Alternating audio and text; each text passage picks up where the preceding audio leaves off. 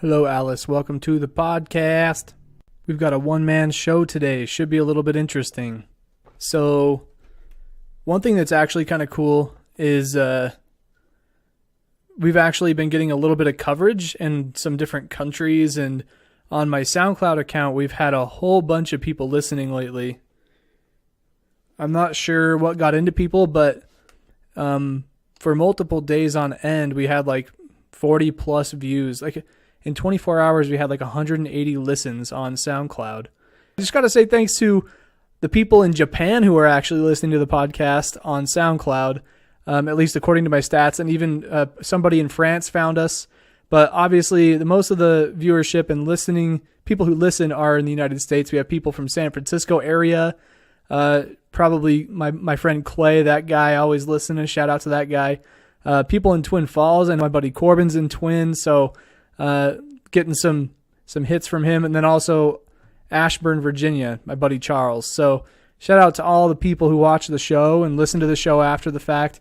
Well, everybody, welcome to episode 36 of the Abstract Sports Podcast, where we're bringing sports back to life with a unique perspective on the game from abstract yet popular angles.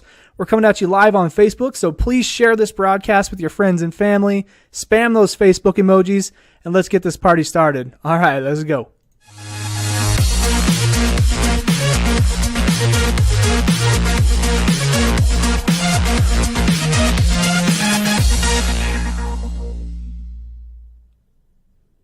So as you can see, my partner in crime, Micah, is not here today. He had a long trip up to Spokane, way up north, and so I imagine he's a little bit dead from that trip. I know he was able to go to a hockey game in Spokane and see the Chiefs play, and it was against their big arch rival. So next time he comes on the show, we'll have to ask him how that went. Honestly, as much as I've been promising to watch some hockey, I haven't been able to. I mean, I watched that one game a couple weeks ago, which was nice because it was a good change of pace. I'm always watching basketball and football, but I wasn't able to get around to watching any hockey games over the last week. No excuses, you know. I definitely could find some time to just have a game going in the background, but we look forward to hearing Micah's experience about that hockey game. I know it's one of his favorite things, at least according to his Facebook post he made. So I'm just going to move right on to a topic of conversation that I know very little about, but I know that there are people in here who listen and watch all the time who know some information about this kind of thing. And I've been listening to some ESPN radio, so I have a little bit of background knowledge. But let's talk about some of this sport here.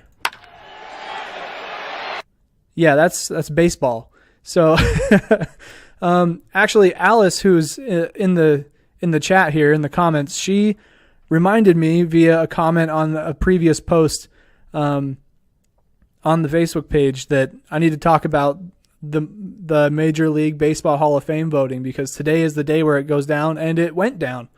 Apparently earlier today, they I guess I don't know how it works, but they counted all the votes. All the votes were in.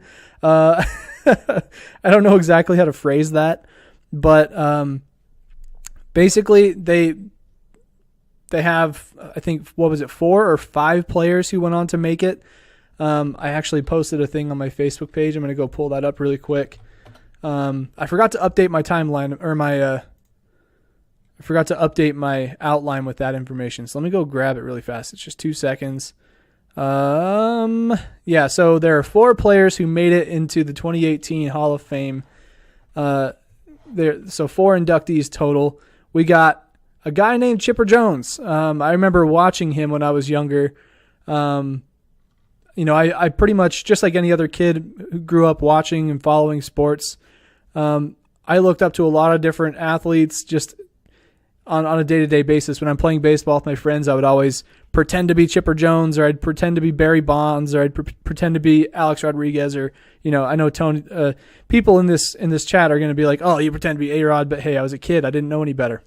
And so I mimic a lot of players when I was growing up. You know, me and my friends would pretend to hit a home run over the fence. We'd be like, oh, Barry Bonds, another one, you know.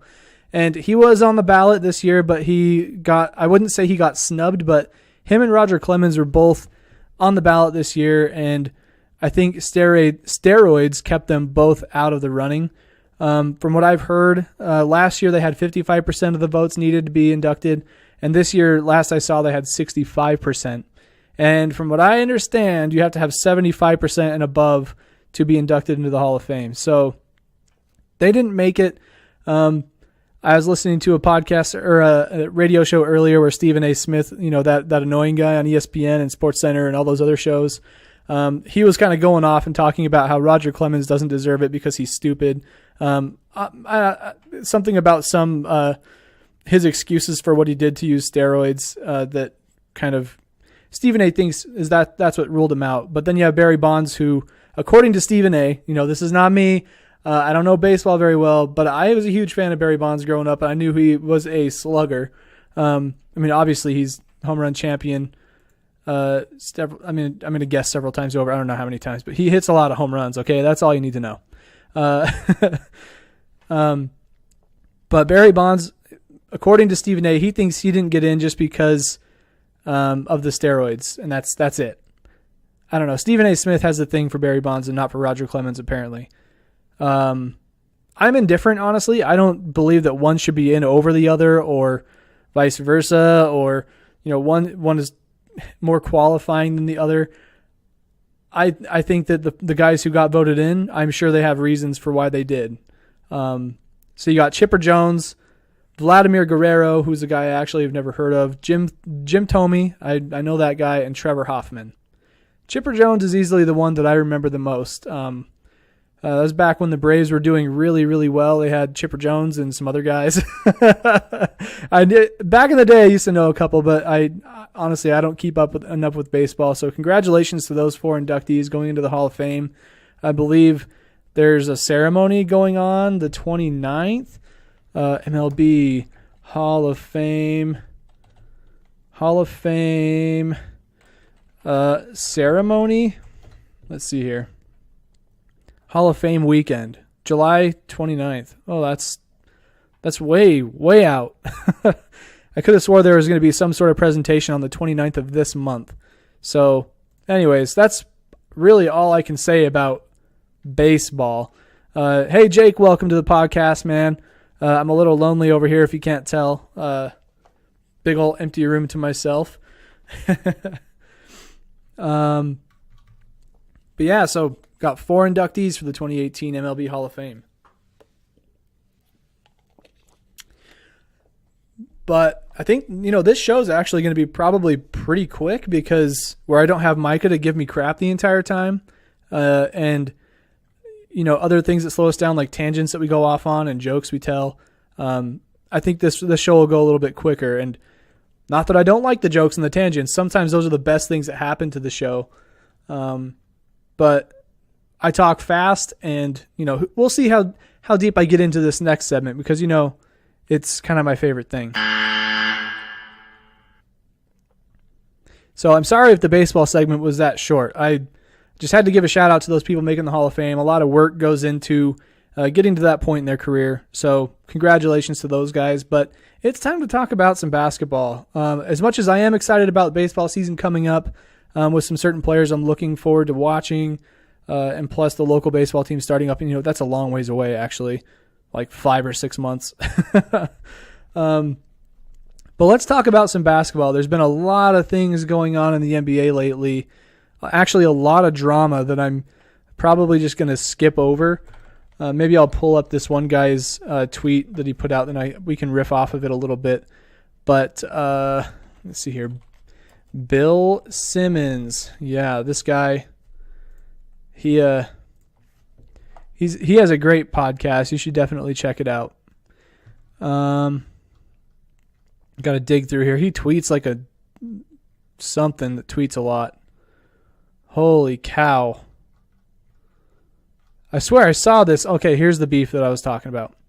So since I've already mentioned the drama that surrounds the NBA currently, I'll talk about this tweet that he put out. So he has a power ranking of the weirdest NBA storylines right now, and this was as of yesterday. So number 1, Cavs versus Kevin Love.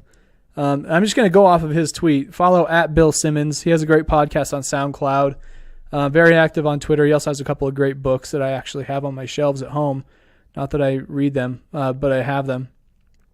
But Cavs versus Kevin Love. Apparently, the Cavs are having sort of an identity crisis right now where they're high-powered on offense, but they have no defense whatsoever. And apparently they had a team meeting where there was just a lot of finger pointing, and Kevin Love was the guy at the center of that. And you can actually tell, like, after the story came out that there was a finger pointing party at Kevin Love. In the next game, you could really see it. And there was a point in the game where he got elbowed in the head by one of the Spurs players. I think this was yesterday. He got elbowed in the face, or at least it looked like it. And he falls over, and like there's two teammates there, J.R. Smith and somebody else, and nobody bothered to help him up off the ground. Hey, Jeff, welcome to the podcast, man. Just talking a little bit about some basketball drama that's going on. But anyways, Kevin Love was on the ground, and nobody would help him up. And if you watch sports at all, you probably know or at least see other players helping their teammates up. It's just kind of like don't waste your energy trying to get yourself up when you have all these football pads on, or, the floor can be kind of slippery, so don't bother hurting yourself. Let me help you up, buddy. Well, this didn't happen this one time, and it was very strange. Like, I know it's a very small detail, but the caption was like, "Oh, nobody's going to help Kevin Love up? I see what's going on here." And so I watched this video like over and over again, and he fell down like kind of in front of the Cavs bench, or at least the camera was pointed at the Cavs bench players, and everybody who was on the bench didn't even react. Tony says Love needs a new team. I think so too. Love needs some love. I mean, let's be honest. This dude, he's a guy that can be extremely dangerous on the offensive side of things. Maybe his defense is what's hurting the Cavs, and that's why they were pointing fingers at him. But he doesn't deserve that kind of treatment. I think LeBron will figure things out. I don't think he's going to leave the team before the end of the year. The Cavs definitely need something, but I don't think it's that. I don't think they should get rid of him, I should say. But Kelly Keltron is in the show. My gosh, now I'm really nervous. Oh man, I never get really all that nervous, but when Keltron shows up, oh my, Twitter pated. That's my wife.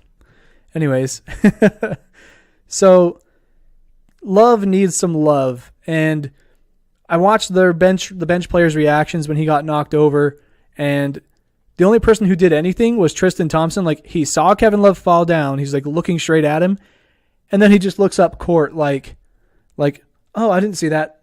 Got to pretend I didn't see that. But every other Cavs player was just like staring at Kevin Love like, what's going on? Like, what? Get up. What are you doing?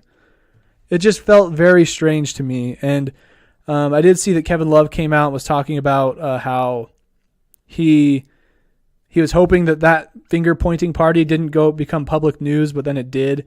And so he was kind of like, kind of annoyed by that, but he's like, hey, whatever, I guess that's the NBA. And then he's having to squash his own beef in front of the world. So I feel bad for the guy. I know he's a hell of a player. But hopefully, maybe the Cavs will figure it out. If not, maybe some other teams in the East will overtake them in surprise fashion. So that's the number one point of beef in the NBA right now. Then you have Kawhi versus the Spurs. So the Cavs and the Spurs played each other yesterday, and the top two things in Bill Simmons' top 10 power ranking list are involving those two teams. Apparently Kawhi is kind of upset with the management of the Spurs not bringing talent to the team. But Kawhi's also been injured. He's been out like pretty much all season. So I don't know exactly where he gets his frustration from. But I respect the guy. He's a heck of a player too. The next thing is total Wizards dysfunction. You've got John Wall being kind of going AWOL. He's saying, I don't know, he's kind of a hard guy to work with, and he's been, I don't know, I have a signature in pencil. I've mentioned that several times on the podcast. I should probably stop. But apparently he called out a player calling him a midget, and that's a very insensitive word for somebody who is a little person. But he called this guy who he's shorter than usual. He's probably the shortest guy in the NBA. He called him a midget who keeps trying to be mad or something like that. So obviously not a good thing for him to say to the media or really anybody. And then Barea came out and responded saying that Barea thinks that nobody on John Wall's team even likes him. So he took the high road on that one, I think. But I think because of John Wall's like frustration, just the way he does things, him and his team don't really get along very well. Then you have Jason Kidd media rehab tour. Oh my gosh. This one, I know Jason Kidd got fired by the Milwaukee Bucks. He was the head coach for the team. Got fired because they haven't been producing as much, and not getting very many wins. Had a pretty bad losing streak recently, so he got fired. And then Giannis Antetokounmpo, yeah, I can say that name. Giannis came out and he was like, apparently he had called Jason Kidd 15 minutes before he got fired, basically trying to save the relationship, trying to save his position. And it didn't work out for him. But Giannis has been interviewed about it. He's like, you know what? I love the guy. He's been there throughout my success in my young career as an NBA player, and I respect him a lot. So it was pretty terrible to see him go. So that's some crazy news. MJ versus Kemba. I haven't seen the beef there. Damian Lillard and Paul Allen. I don't know that one either. Young LeBron's Instagram. That's also maybe this is why these are on the bottom of this list. Because I don't even know what he's talking about here. Let's see. Make sure all the comments are coming up. Okay, I think we're good.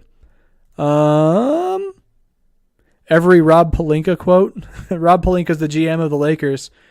If you were here last week for the podcast, you saw our sports doppelganger segment. It's our first installment of that, and I thought it was I got a kick out of it. I feel like there are people out there who would never know these doppelgangers exist, so I have to point them out. It's too uncanny not to.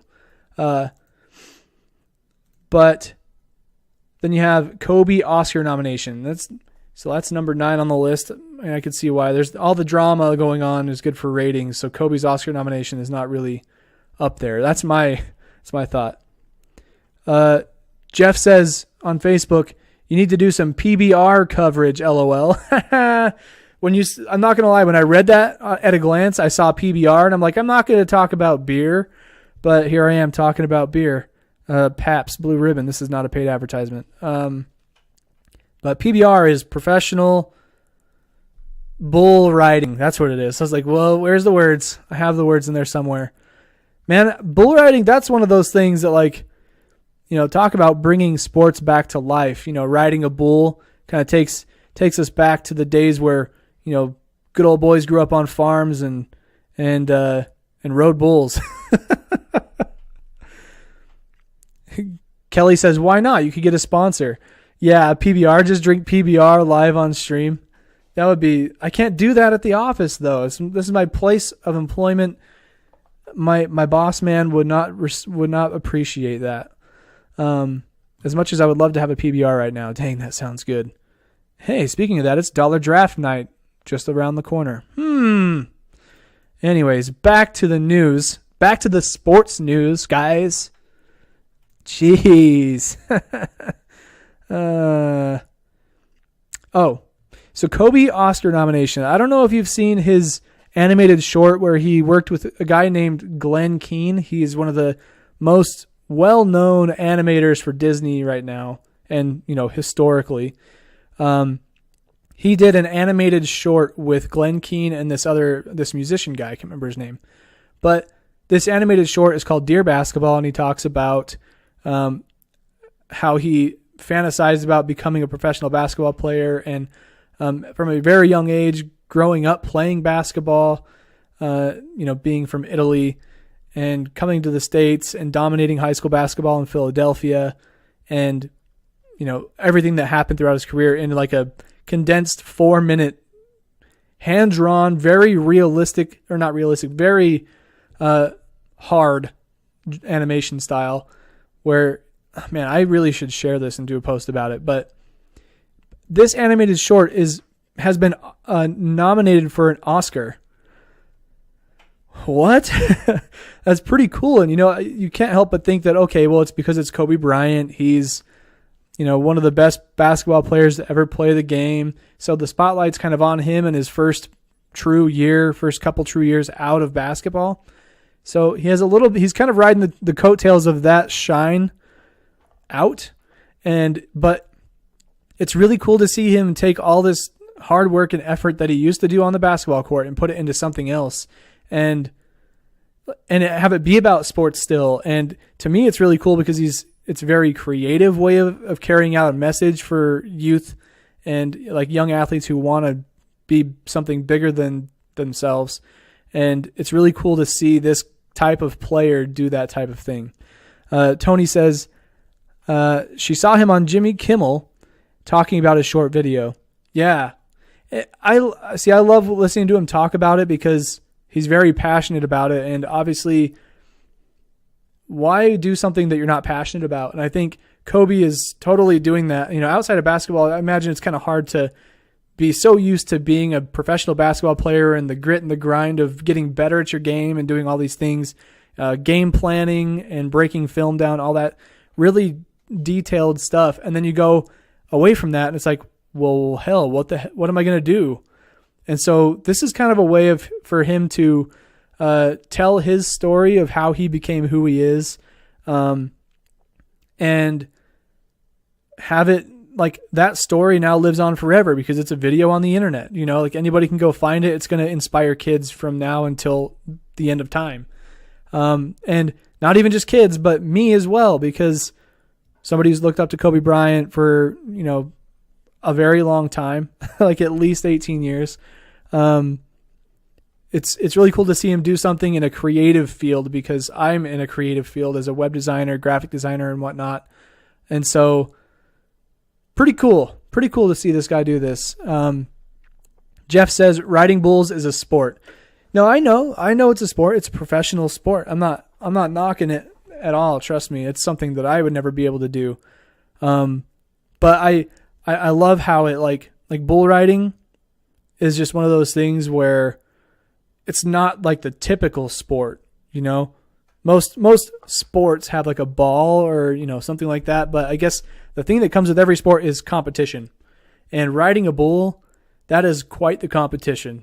Hey, Brad, B-Rad, welcome to the podcast. Hope your drive from Boise was good or something. Yeah, Jeff, I'm not knocking bull riding as a sport. I just don't know anything about it. I don't. If you want to write an article about bull riding, I'll publish it on my blog. I totally will. I know Jeff. Jeff just giving me a hard time is what he says on Facebook here. So, no harm done, man. I'm good. I am groovy. So yeah, anyways, there's some drama going on in the NBA, but kind of a shining thing there in the 9th spot on Bill Simmons' power ranking list of weird NBA storylines. So Kobe Oscar nomination, that is kind of weird. It's just, I think it's cool. He's kind of pushing the limits of what an athlete / former athlete can do. But one thing that Bill Simmons does say is that there's no LeVar Ball in his top 10 or top 9 list. So there's that. But that day, yesterday, there was some pretty big news from Lithuania, but I'm not going to get into it. So, back to what's actually on my timeline here, on my outline. So, as of last night, LeBron James became the youngest player ever to hit 30,000 points in a career. Now, that's, it's cool to be the youngest to ever do it. Then it benchmarks you as like, okay, wow, I'm on the path to greatness at record rates. That's pretty awesome. But the people that he's in that club with, NBA players who have scored over 30,000 points, pretty big deal. So in order from bottom to top, so there's LeBron who just passed 30,000, right? He's in the number 7 spot. Tony says, and they still lost. Yes, they did. They lost. The Cavs last night lost to the Spurs, despite LeBron having a historic night. Historic in terms of the milestone, not a great night of basketball. The Cavs really have some defensive problems. That's probably why they lost. So I'm going to go from 7 up to number 1 on the all-time scoring list. So you have LeBron at number 7. Then you got a guy named Dirk Nowitzki. He's the only other player that's still in the league who's on this list, which is, it's kind of crazy. He has over 30,000 points, but he's been around forever. The dude's basically a fossil. And then, I mean, he's a fossil, but then I'm going to go and mention all these other older people. So then you have Wilt Chamberlain. He's number 5. Some dude named Michael Jordan is number 4. This other guy, we just talked about him 2 seconds ago, Kobe Bryant, he's number 3. Karl Malone at number 2. And the man, Kareem Abdul-Jabbar, is number 1. He's got like 33,000 points or something like that. Kelly on Facebook says, Dirk, heart emoji. Yeah, she loves Dirk. I don't know why. I mean, the guy's got I mentioned this before too. I say things over and over again. I don't know if you watch the podcast, you probably think that I'm like repetitive, but Dirk is awesome. The dude has a patented shot, that weird like non-dominant foot fade with the knee in the air. The dude's awesome. I like him. He's German. Fun fact, in case you didn't know by his last name, Nowitzki. But yeah, LeBron is the youngest to ever hit 30K. Congratulations to that guy. He is a freak of nature. But not only is he the youngest to hit 30K, there's even some more news. But first, Tony on Facebook says, Dirk, one of the best big men for shooting the long ball. Exactly. He's sort of like reinvented the big guy. I mean, I can't think of let's see. Let's see here. I can't think of another big guy who can shoot like he does from his era or from his like draft class time. You know what I mean? Like you obviously have Kristaps Porzingis who can shoot. You got a guy named Karl Anthony Towns. There's a lot of them out there now. Like Robin Lopez for the Lakers can shoot. Or is that Brooke Lopez? It's Robin Lopez. Because there's twins that are in the NBA and they're both goofy looking big guys. But let's see. Kelly says on Facebook, because he's wonderful. That's why. Oh, okay. Yeah, he's actually a pretty cool guy. I feel like he's one of those players that if I ran into him on the streets, I wouldn't be all awkward. I would just have to reach really high to shake his hand because he's so damn tall. Alice says Kareem was over 40 when he retired. Jeez, and he's a big guy too, Kareem. Like usually big guys are the ones that retire the soonest because it's kind of like a big dog, you know, they die early. That was morbid and terrible. I'm sorry. Micah, hey, nice of you to show up. No, just kidding. I'm pretty sure, guys, I have to say now that Micah's here, I'm pretty sure he bailed today because he lost the bet this weekend and he didn't want to have to do a radio voice for an entire show. Just kidding. No, I'm just kidding, Micah. But we all know that second game, which I'll get to a little later, should not have gone the way it did. It kind of blew both of us out of the water. Alice says James should easily pass him. I think so. I mean, I think Kareem is at like 33 or something like that. But I know that like with LeBron going the way he is, he's got at least 2 or 3 more years. At least, you know, he's still pretty young. I mean, Kobe went till he was like, 38, 9, 40, somewhere in there. LeBron's like 33, so he's got some time. And, you know, he scores more than 3,000 points in a season, so he'll get there.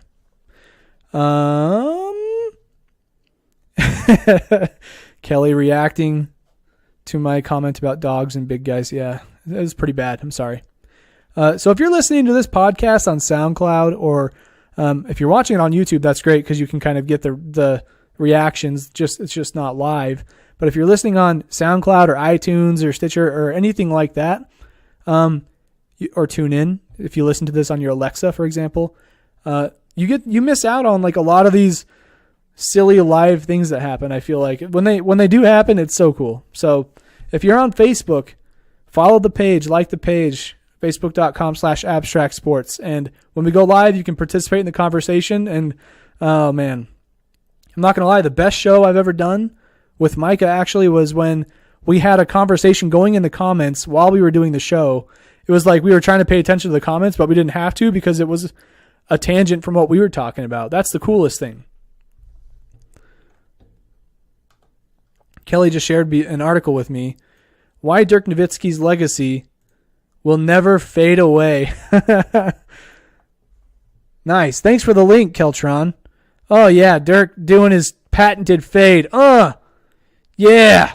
Sorry, I really should show the video, or this is just awkward. Everybody click that link. Thanks for the link, Kelly. That was awesome. So, yeah, LeBron's going to be the scoringest player of all time, without a doubt. But I'm going to make a bold prediction, and I'm going to say that Kevin Durant is going to surpass him. I actually do believe he will. KD just surpassed the 20,000 mark. And this is a guy who can shoot the three better than LeBron can. He can drive the lane, dunk it. He's bigger than LeBron in terms of height. And his defensive stops lead to fast break points, and he's often the guy running down the court getting those fast break points. So, bold prediction for you. KD goes on to be the scoring champion of all time. He's going to pass LeBron at least. There's your hot take. But not only is LeBron the youngest to hit 30K, he's also the only player in NBA history, the only player to have 30,000 points, 7,000 assists, and 7,000 rebounds. That's not like your normal, like, random, like, crazy stat that ESPN likes to come up with. That's actually very impressive. Kelly's dropping snake emojis in the chat because I mentioned Kevin Durant. Yeah, she's taken some pointers from Micah. She's a Kevin Durant hater. Hey Eric, welcome to the podcast. Man, this thing is turning into kind of a party. I like it. So moving on from that, that's enough LeBron talk. I'm not a LeBron hater, but he deserves some respect with that milestone. And so going into the next segment, he's also involved in this. In the last podcast, I remember mentioning something about there being team captains for the NBA All-Star Game this year, and I found out how it works, and here's how it does work. Let me break it down for you. So basically, LeBron had the most votes for All-Star voting, and he's in the Eastern Conference, so he becomes a captain for the Eastern Conference. And then, let me rephrase this. I started that out very terribly. So basically, in All-Star voting, the top 10 players in votes become the starters. But it has to be like 5 from the East and 5 from the West. So the top 5 in the East are the Eastern starters. Top 5 in the West are the Western starters. And the person in each conference out of those 5 who has the most votes is the team captain. So those 2 captains get removed from the starting 5, obviously, because they're a part of the starting 5. And they become a captain. So the people who are the captains this year are LeBron James from the East and Stephen Curry from the West. No surprise there. 2 of the best players in the NBA right now. And All-Star voting doesn't always tell who the best players are, but I think those 2 are pretty accurate. I think Kyrie Irving could have easily been, if he was in the West, I feel like he could have got Steph Curry's top spot. But that's just me in terms of his skills and how much he affects the game. But so now you have LeBron and Curry, and how this works is because LeBron was the number 1 overall vote getter, he gets to pick from the remaining 8 players to be on his team. So this is kind of like schoolyard basketball at this point. Joanna, welcome to the podcast. Just talking about NBA All-Star Weekend. NBA All-Star Weekend actually happens February 16th through the 18th, so we'll be doing some more talking about this, but because the news just broke about who the starters and the reserves are, we're talking about that right now. So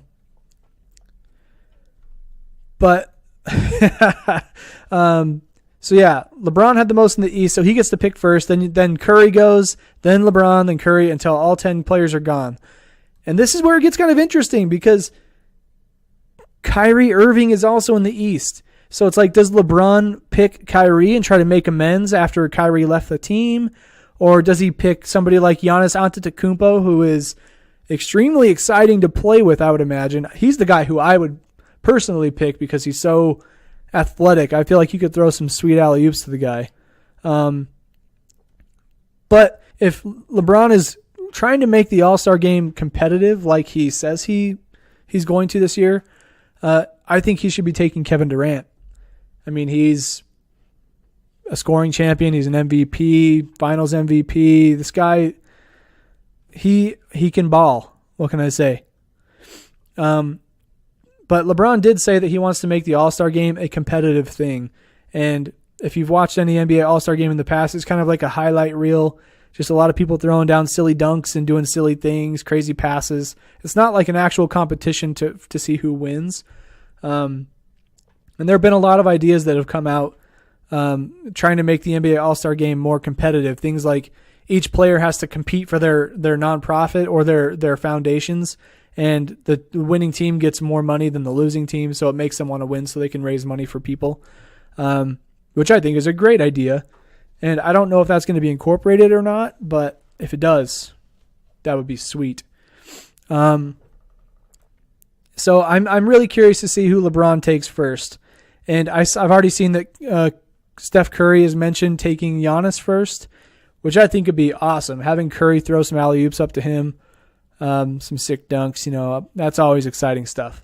So that's how the All-Star picks, the teams are going to work, at least the starting five.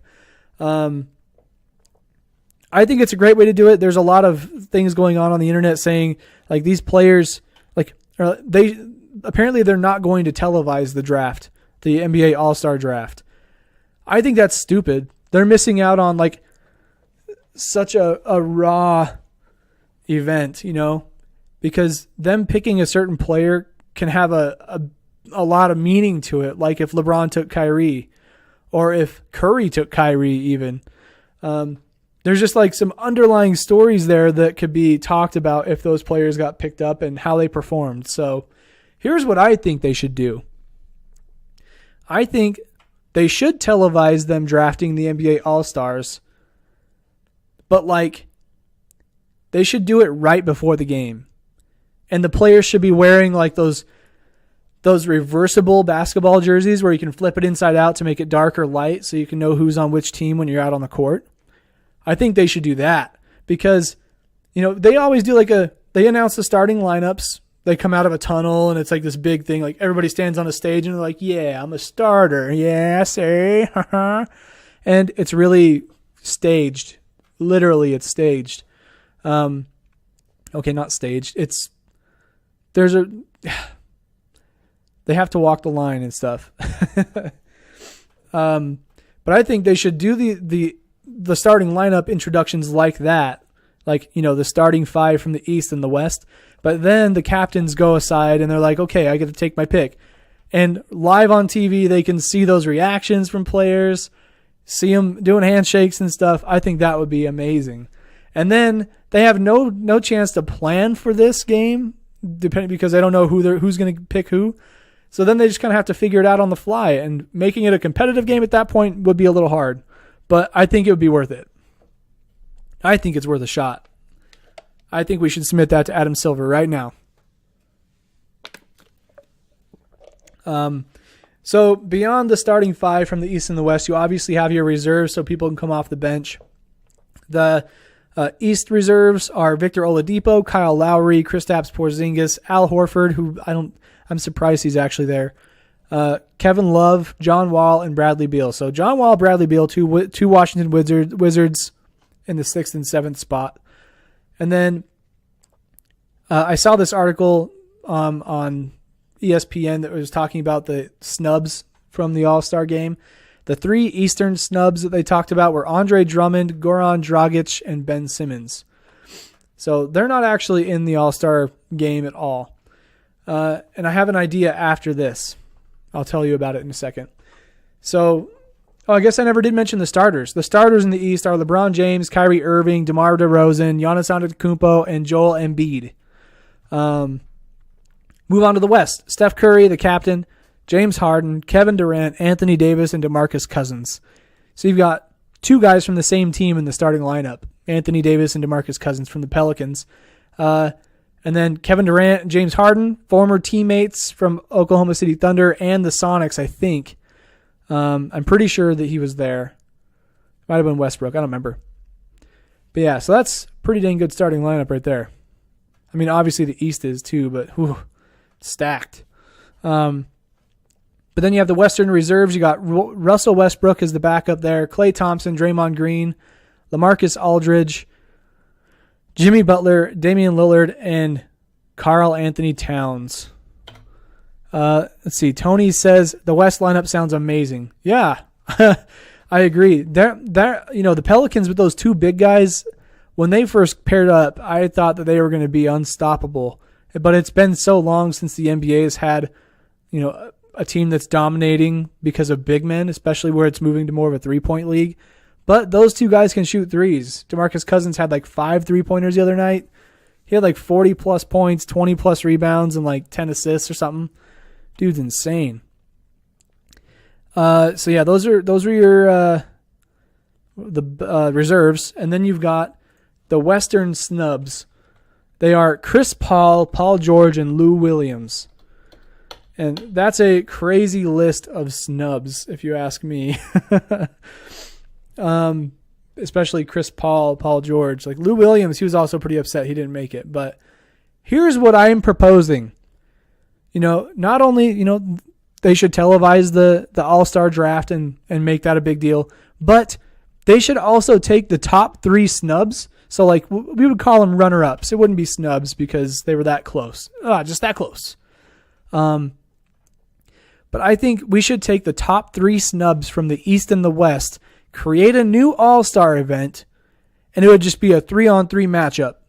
And the cool thing about that is, they can also use the reversible jerseys because that's very much like City League basketball or like YMCA basketball. They give you like something to denominate you as the light team or the dark team so you can distinguish between your teammates. Because when you're that young playing basketball, it's hard to know. It's hard to remember sometimes. So it's kind of nostalgic in that regard because you're, having to like, flip your jersey on the fly and there's your team, But anyways, these guys, top 3 snubs in the East and West. Andre Drummond, Goran Dragic, Ben Simmons. So you've got a floor general type of point guard in Goran Dragic. You've got a really big center guy who can shoot mid-range, Andre Drummond. And Ben Simmons, who's kind of like a drive and dunk and dish type of guy. Then you have Chris Paul in the West as one of the best floor generals in the game. Paul George, who can score from anywhere. And Lou Williams, who's kind of like an athletic point guard, but mostly a scoring machine. So that would be interesting to see. A really fast Western team and then like a well-balanced Eastern team. But how cool would that be? And I think if they did that, it would give the fans a different look at the game of basketball than they've seen before because, 3-on-3 basketball is something that I play all the time at the rec center when I go. And it's something I did growing up all the time. 3-on-3, 2-on-2, 4-on-4, because you never always have a full team of 5. So why not take the top 3 snubs, make a new game out of it, have them go to 21 scoring by 1s and 2s, which is like pickup basketball. I think that would be awesome because then it makes sense because they're not getting a ton of stage presence. They're not getting a lot of spotlight because it's such a short game, but they're still getting noticed because they were just that close to being in the All-Star game. That way, it will kind of quiet all the people who are like, I didn't make it. The people who are just on the edge won't get so upset, but it'll be sort of like a consolation prize. And to make it even better, I think that all 6 of these players would have to be mic'd up so you could hear the silly conversations that happen in a small pickup game like that. I think that would be awesome. But those are just some of my ideas. It's kind of like, I watch and have played basketball a whole lot in my life, so I have a lot of input on these things, but if only they could happen. That would be really cool. Man, with Micah not here, my voice dies so fast. I haven't noticed that in a while because I haven't done a show by myself for a while, but wow. It's crazy, man. Okay, so that's pretty much all I have for basketball content. Time to move on to some of the bigger news besides NBA All-Star. We got some football stuff to talk about. I know you guys have been waiting for football, but I have to get my basketball time in. When Micah's here, he's like, basketball. Just kidding, Mike. I know you love me. But I had to get some basketball time in, catching up a lot on the All-Star stuff. Again, NBA All-Star, February 16th to the 18th. But don't forget about the Olympics. That starts on the 8th of February as well. But before that even, we've got Super Bowl 52. I need a rap horn right now. Pew, pew, pew, pew. Let me actually see when this game is.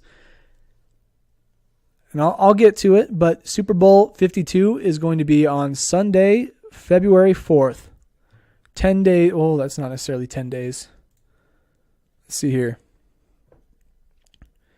7, 8, 9, 10, 11 days from now. That's pretty exciting stuff, guys. So let's talk about how these conference championships went down. So Micah is definitely our football guy. So it kind of sucks not to have him here for this, but I can at least talk about the game because I watched them, and we just won't have an in-depth discussion about it. But basically, here's what went down. So we had the Jacksonville Jaguars at the New England Patriots. Long story short, Micah and I both pretty much called this game how it was going to go. I had the Pats winning by 7, and Micah had them winning by... No, wait. Micah had the Pats winning by 7. I had them winning by 6. I pulled a little Price is Right on him right there. Because I knew that the Patriots have a chance because they always tend to adjust. If they're not ahead at halftime, they tend to adjust and come back stronger the second half and find a way to win. That's just the Brady and Belichick way. So I wanted the Jacksonville Jaguars to win, but it's kind of hard to root against Belichick and Brady, even with the hurt hand and the mysterious bandages and, my goodness, all the other controversies that came out about that. But I mentioned that, I thought that the Jags were going to give them a hell of a time, a hell of a run for their money, and they did. If you look at the box score of that game, New England put up 3 points in the first quarter. Jacksonville had 2 touchdowns in the second. New England had 1. So going into the half, Patriots were down by 4. And then the Jags get a field goal in the third, and that's all the scoring in the third. So going into the fourth quarter, Pats are down by a touchdown.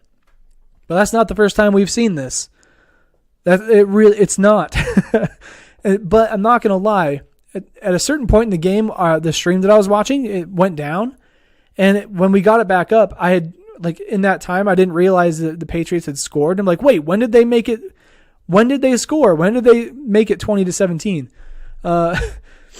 But it was a dang good game. The Jaguars did a really good job kind of handling them early. And then the Patriots just adjusted, did everything they needed to do. One thing that I noticed is Tom Brady was throwing up some prayers. Like he was throwing balls way down the field, and it seemed like he was only doing that just to try and get some contact and get a defensive pass interference called. And he did. There was one really big play where he threw it down the field. It looks like the guy from the Patriots grabbed his arm or something. It was like a ticky-tacky foul, but they called the penalty, and that means they got the ball way up there. So that didn't help the Jaguars at all. But, geez, that drive in the fourth quarter where the Patriots went down and scored to give them the lead, that was just one of those classic things you just know it's going to happen, But I didn't want it to happen, so when it did, I was actually kind of upset. I was like, great, get to see the Patriots in the Super Bowl again. But again, it's not the first time we saw Brady come back. He actually had to mount a comeback for the 8th time in his career in the playoffs to get that win. So he's familiar with coming back and winning in high pressure situations.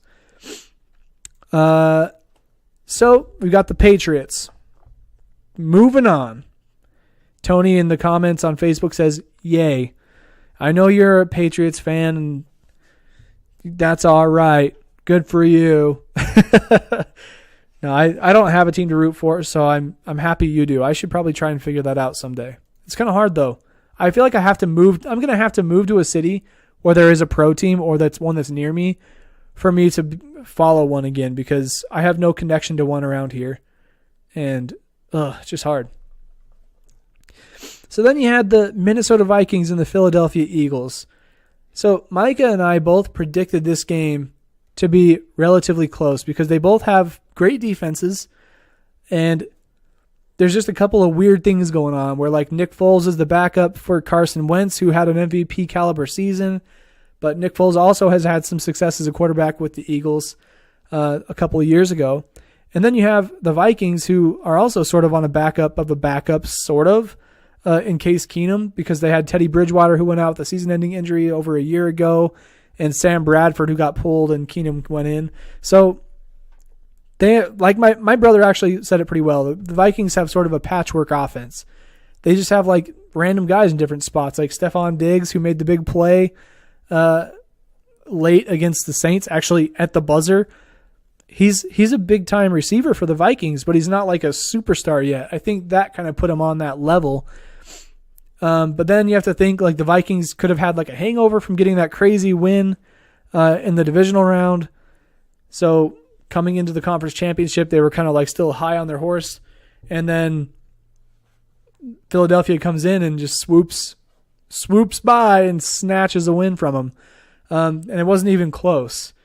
I had Philly winning by 7, and Micah had Minnesota winning by 3. And I think, I went a little bit out on the limb. I buy really heavily into a team having a home field or home court advantage, especially in big-time games. I put a lot of value on that type of stuff in big games because you come in, you're hyped up from your crowd, but also Philadelphia has this underdog mentality. I know that the Vikings also do have that, but if you can come into your home stadium with an underdog mentality, you got your entire city behind you, that's a big boost in confidence. When that's not your home crowd, that I imagine that would do something to you. And so that's why I went with Philly. And I picked 7 just because I thought it was going to be like they score a touchdown after the game was tied and time runs out on Minnesota. Much unlike it in the divisional round where they scored the buzzer-beating touchdown. Alice on Facebook says, I think Keenum let the nerves get him, but his defense let him down. Yeah, I totally agree. Keenum doesn't really have any experience in that situation. I don't think, Nick Foles doesn't really have that experience either. But when your defense, it just seems like, if I remember right, I'm thinking about the Jacksonville game. Jacksonville had like a crazy higher time of possession than the Patriots, just trying to keep the ball out of Tom Brady's hand. But I mean, the Jaguars, not the Jaguars, Philadelphia, the Eagles, man, Nick Foles was on a tear. I mean, just to look at some of the numbers here, the score, oh my gosh. The game started out 7-7 in the first quarter, and we're like, all right, this is going to be a good game.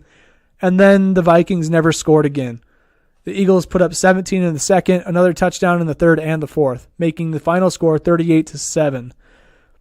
And, this year it's been good to have some really close games. There really haven't been any big blowout games until that one. It just sucks to see that in a championship game like that. Alice on Facebook says, Philly better play the same way against the Patriots and make it a good Super Bowl. I agree.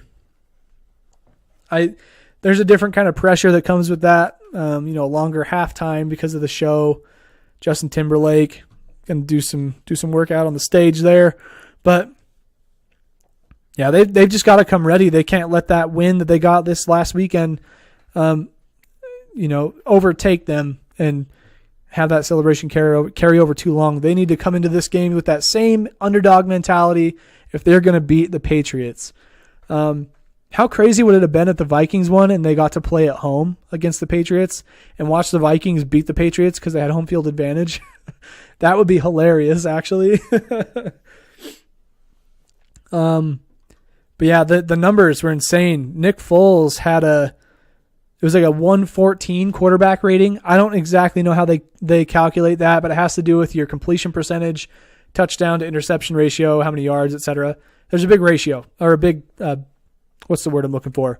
Equation that goes into that.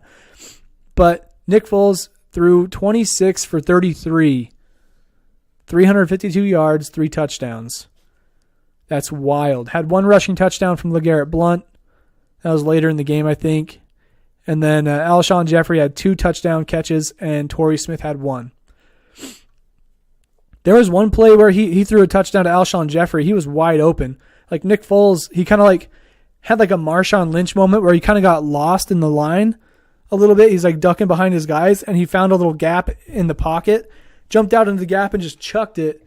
And Alshon Jeffrey was wide open for the catch and touchdown. It was like a 40-yard pass. Just that easy, that fast.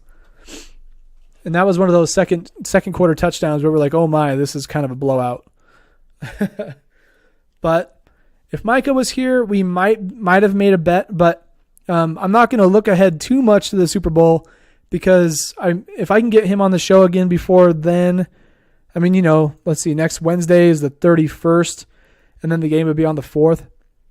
So regardless, on the 31st, so next week's podcast, we're definitely going to do a Super Bowl preview, and we'll go into detail on what we think is going to happen and place our bets and make our pick and how much we think they're going to win by.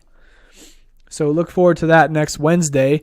But that game is set. So you've got the New England Patriots and the Philadelphia Eagles. Last time the Eagles met them in the Super Bowl, they got beat. I mean, just like most people who play the Patriots in the Super Bowl in the last 20 years. So technically the Patriots are deemed the home team because they're the top seed in this situation. But the game is going to be played in Minnesota's new stadium. I wonder if they're going to have a lot of the purple lights still on and stuff, or if they're going to make it red, white, and blue for the NFL. But Sunday, February 4th, 4:30 p.m., you're going to want to watch that game. I would love to see, guys, you don't understand how much I would love to see Tom Brady get his ass kicked. I want to see the Eagles just out of nowhere this year, kind of. I mean, they had a damn good season. They lose Carson Wentz, potential MVP guy. Nick Foles brings it home for the team. That would be such a sweet ending to the year. Sorry, Pats fans, but that's what I would love to see happen. I want to see that happen. What can I say? That would just be exciting for a lot of people to see that. Like most of America, pretty much all of... I'm seeing some angry emojis flying in now, probably coming from Tony. But hey, kind of like the Eagles have that underdog mentality. I love rooting for an underdog. It makes me feel like I have a sense of purpose in life. Because when they do get the win, then you're like, called it, and it just feels so much sweeter. But no, I am just sick of seeing the Patriots in the Super Bowl. Obviously, that dynasty is going to come crashing down here in a few years with the age of Tom Brady. But he is one of the GOATs, don't get me wrong. One of the best quarterbacks to ever play the game. Probably going to go down as the best quarterback. Alice asks if Tony is giving me angry emojis. Yes, she is. She's giving me the business. That's a 15-yard penalty. Somebody throw the flag. Oh my gosh, that's something we need to get. Micah. If Micah was here, I could tell him about it right now. But we should incorporate like a penalty system where like I get a flag, like I get a challenge flag, and I get to challenge one of his facts that he says, and we each get like a penalty marker too, so we can like flag each other and be like, you're timed out for 15 seconds because you suck. I think that would be hilarious. I'll have to make some beanbags. Kelly and I are going to have a craft session. We're going to make some penalty flags for my office. I think that's going to be great. I'll have to do that. I'm going to do that. Tony says, I do like the Eagles too. Can't help but like the Eagles. They did it very classy this year. I don't think they would be where they are if they hadn't, obviously they had Carson Wentz doing business or doing work. They did make some big mid-season moves, like picking up Jay Ajayi. As much as I dislike Boise State, he did a lot for that team this year, I feel like. But yeah, looking forward to that. So next week, you can catch our predictions. Next Wednesday, we'll be live again on Facebook at 7 o'clock Mountain Time, 9 o'clock Eastern Time. Definitely tune in for that. that pretty much does it for the show today, but I want to take some time to say thanks everybody for coming through. Where it's only me doing the show, it's a little bit different, and in some good ways and some bad ways. I love having Micah here doing the show with me, but it kind of makes for a fresh take on the podcast when it's one person doing it sometimes.